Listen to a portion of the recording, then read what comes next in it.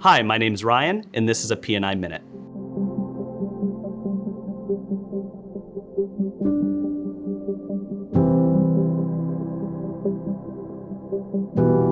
Exercise is a great way to enhance brain health and slow down cognitive decline, including in the role of dementia prevention. Some people are interested in trying to boost their cognition a little bit more or add something more brain-based to their exercise programs.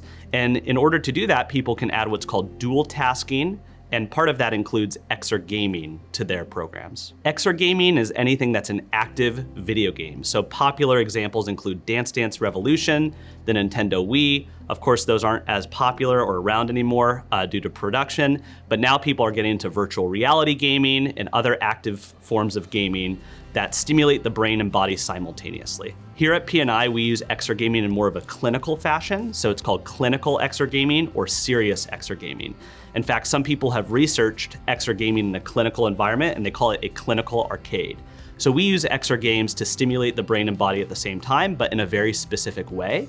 So if people are having a balance problem and a memory problem, we'll play a balance video game that challenges their memory as an example. Exercise can improve brain health in a variety of ways. It can improve it at the functional level and the structural level.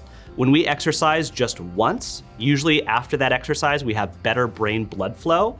We have a release of beneficial neurotransmitters that can make us feel sharper for up to 2 hours after exercise. And it can also improve mood and improve some other aspects of cognition. After a single bout of exercise, after about 24 hours, those benefits go away.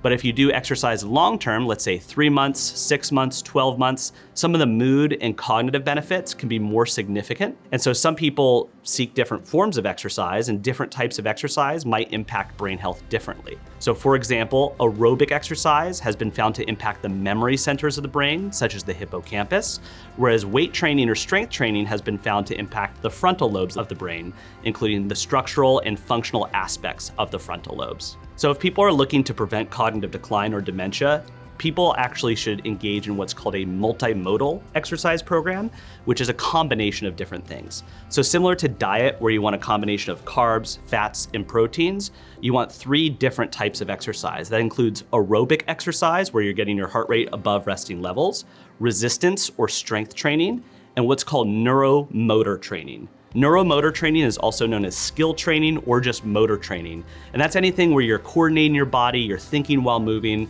That includes dance, martial arts, mind-body exercise modalities like Tai Chi, Qigong, Pilates, and yoga. So various entities recommend about 150 minutes or more of moderate intensity physical activity or greater. That's kind of a weird number because no one thinks in minutes per week, but it could be 5 times a week, 30 minutes, Monday through Friday, so 30 minutes per day, 5 times a week. Or it could be 45 to 60 minutes, 2 to 3 times a week.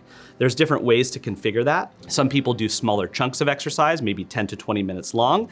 And it also depends on the intensity. Is it low, is it moderate, or is it vigorous? And this is why it's important to consult with a doctor, a fitness professional, and or a physical therapist about personalizing your exercise program further. So whether individuals have mobility impairments, physical impairments, or cognitive impairments, there's always something that can be done to customize an exercise program for that individual.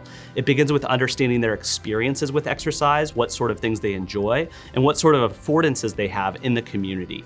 And so based on that information and based on their current level of fitness, we can actually design a custom exercise program for that individual.